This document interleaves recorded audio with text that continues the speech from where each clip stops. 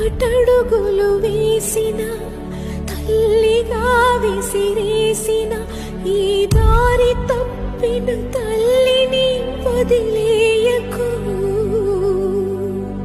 చచ్చి పుడతా నాయన బిడ్డగా నీ కడుపున.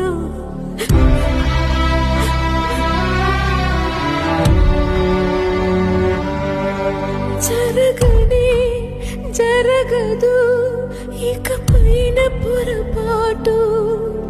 నమ్మరా అమ్మని నీ మీద నా ఒట్టు.